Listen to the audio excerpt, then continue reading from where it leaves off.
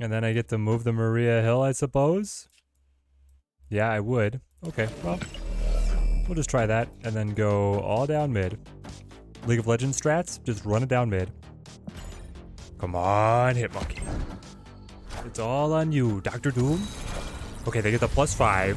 Polaris is able to pull away. And then the Bishop is going to be able to outscale. Hitmonkey.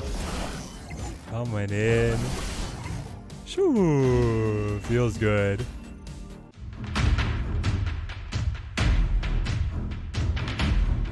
Welcome, my friends. The era of Hitmonkey is now upon us. The best card to have released since Zabu. What's that? Kang the Conqueror released between then and now? More like Kang the Forgotten. Hitmonkey is where it's at. 2-0 on reveal, gain +2 power for each other card played this turn. This guy is a monster, capable of producing insane stat lines for the 2-cost price point, and he is naturally fitting within 3 decks that were already performing very well in the meta. We're talking Mr. Negative, Sarah, and Bounce. Now, Bounce is what I have had the most experience with, and in our all-nighter Hitmonkey testing stream, which I'm still recovering for a little bit, we were having the most success with this list. We started with the Hawk Bounce Shell, and then we ended up deviating away from that as a little bit of a meta read. Let's break down our details.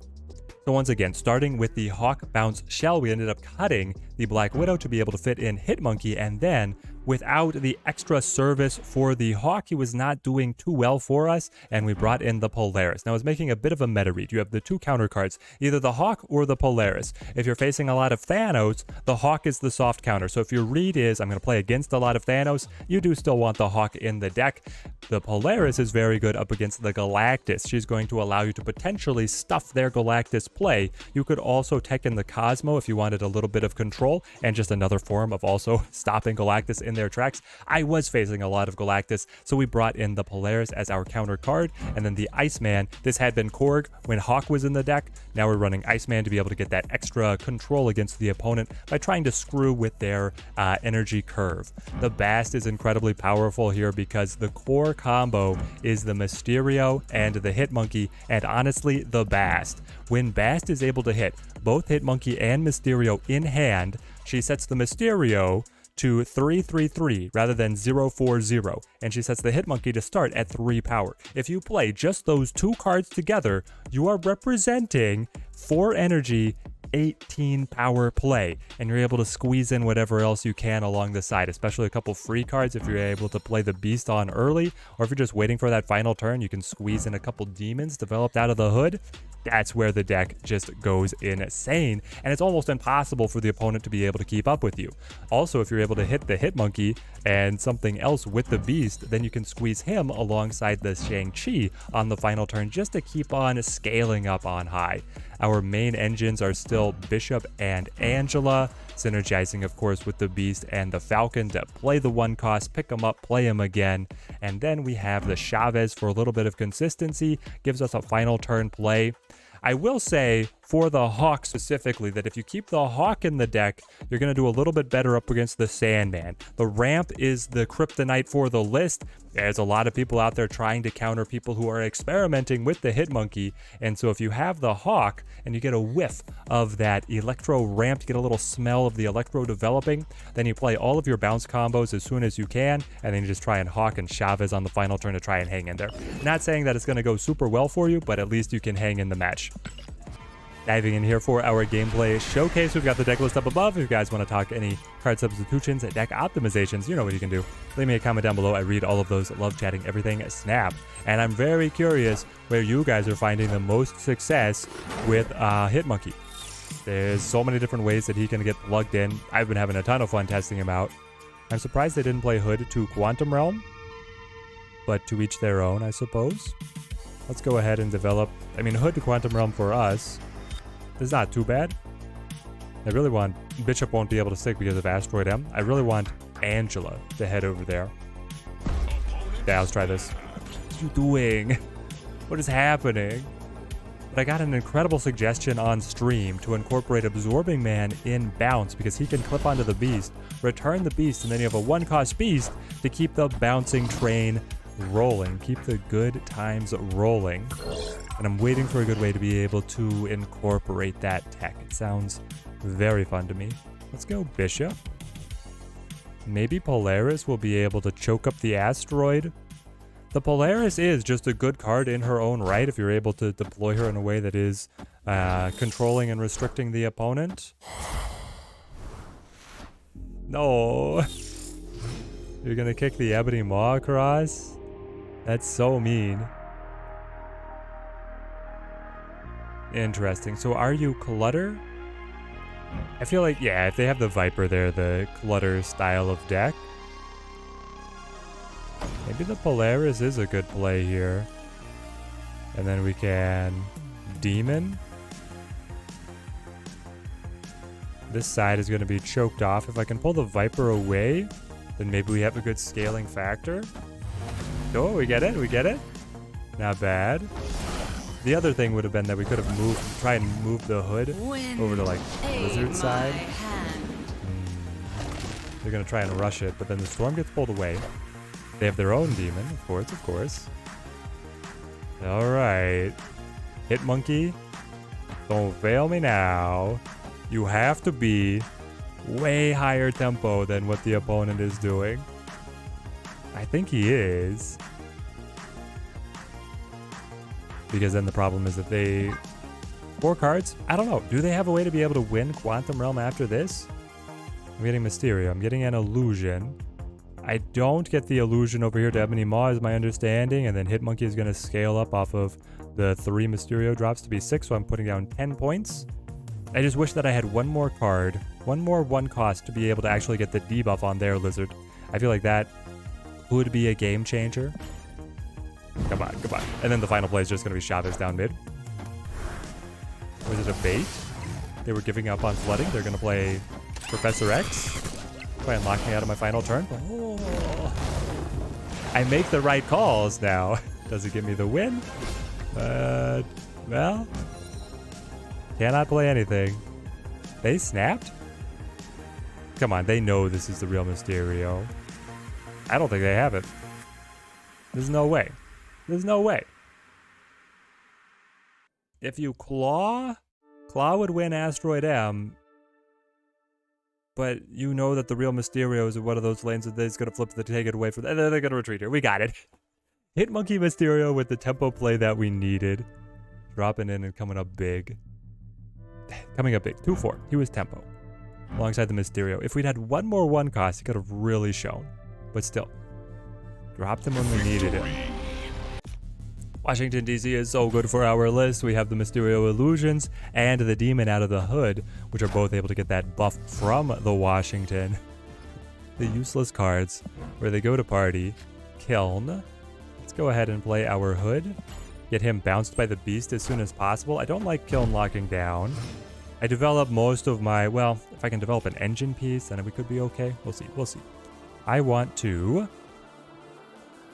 Do I want to Polaris? Maybe. Where would I play you? Off on the side? They're going armor. Okay. Move that away. Wouldn't want you getting into this location now, would we? That actually feels quite nice. Maybe we have a shot at the kill. Okay, so now I want to pick up the neg 2. I want to play this demon. I'm going to create more demons with the Hood later on. Then I will play Bast. Bast is going to set the Hood to 3, the Mysterio to 3s, and not affect the Shang-Chi or the Falcon. It's what we got. When do we snap? We're on a position of being able to snap now? When do I play? What do I play to Machine World? And when do I do it? That's another great question. If they play a ton of cards to Machine World, they could choke up our hand. They reveal first? Yeah. They could choke up our hand and then we wouldn't get all of these cards. Well, we're only returning the Hood. There should be plenty of space.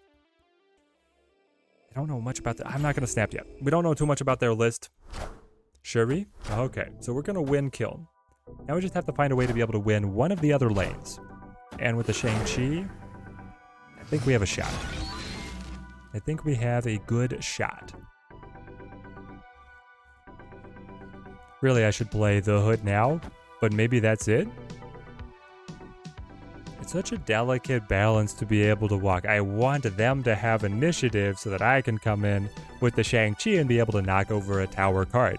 I'm anticipating a Red Skull over here getting doubled and then the Taskmaster to be able to copy off the doubling. And if my Shang-Chi is able to catch them out as they set that up, that's where we are in the perfect position. Iceman now, otherwise it's kind of futile. Yeah, we probably do that. Save the open space for the Hood if it comes to using him. And we'll see what they play. Because they could full pass. And then we'd really be in trouble. The Shuri matchup is still very hard. We run the Shang-Chi because we feel like we have to. Wow. Captain Marvel. Does this change our calculus? I get the Demon. And then I get the Shang-Chi to knock over whatever you try and develop over here, unless you're just going to put more cards to Washington, D.C., and then watch the Captain Marvel go to the kiln. I think we lost to the marvelous Shuri. Yeah, we're out. We're out. It's so disappointing that in hindsight, the Polaris moving the armor was what cost us the match, when initially it felt so good, giving us early tempo to kill them.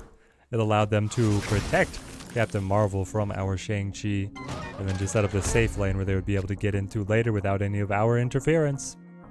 That's Snap for you. Let's go Beast. I love the Polaris being able to pull something into Murder World if it's particularly important.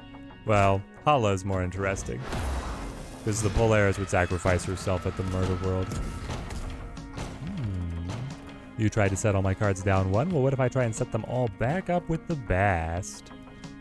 I think I just wait then. Do I want her to die? I don't care about the 1 power. Alright, Debris. It's hard to junk up the entire board when Murder World is going to open up these additional spaces. There we go. Now we have Strong Angela, Great Iceman, and then the Falcon to pick up the Iceman and the Rock. You have to play those back in to buff the Angela even farther. Play Falcon on left. Going Green Goblin. I'm wishing that I had the Beast to pick that guy up. That's so big in the junked up matchup. If you're able to hold the Beast, if you understand that if they're playing Debris and Viper and other stuff like that, and you can hold the Beast until later, do so, because picking up the Green Goblin or the Hood that they push to you, any of that, to open back up your board is going to help you tremendously. Let's go Hood. Oh, I can't play the Hellfire Club. Right. I knew this. I will go Kazar and then Iceman. Here's the thing. You can actually play the Hellfire Club, so I will accept the assist. There we go. We have the Polaris, but I don't think their side of the board is going to get cluttered up to the point where we're able to catch them out. It'll be kind of funny. Yeah, they give us another rock. The Hub giving us Kazar. Keeping us in the match. You love to see it. What is the finish? Oh, they didn't want it. We had a great drop here. Could continue to buff up the Angela. And with the Kazar adding the extra efficiency to Demon and Rock, I was liking that one. Alright, what a swing of locations. I think the Typhoid Mary is actually net negative to me if I'm going to be filling the board with all of the bounce tricks. So, what if we pick her up with the Beast? And then play the Bast. The Bast is going to hit the Demon that I create, but it's also going to flip the Hood up from -2 to +3. And I really want to play him because he's going to be free, and then the Demon is going to cost me something. So I have... is this a good idea? I can't tell. I have Hitmonkey, I have the Polaris, and then I have like the free Hood and a Demon. They're going for probably just the Hawk setup with the Rock Slide. You have to assume that's what it is. We've been able to get way ahead at the vault. Even to the point of surmounting a Devil Dinosaur. As bounce goes hard. Goes hard in the paint. Okay. Hidden monkey. The funky monkey. Yeah. And then I get to move the Maria Hill, I suppose? Yeah, I would. Okay, well, we'll just try that and then go all down mid. League of Legends strats, just run it down mid. Come on, Hitmonkey. It's all on you, Dr. Doom. Okay, they get the +5. Polaris is able to pull away. And then the Bishop is going to be able to outscale Hitmonkey. Coming in. Shoo, feels good. So here is the deck in all of its bouncing glory. I'm going to keep on coming back again and again and cannot wait for Kitty Pryde to finally get put off of the technical difficulties shelf and be able to find her spot, her rightful spot within this list. Man, I'm looking forward to what the future holds for Bounce. If you guys pick this one up, I hope it earns you many cubes on your climb up to infinite. Till next time, thank you guys for watching. Keep on snapping.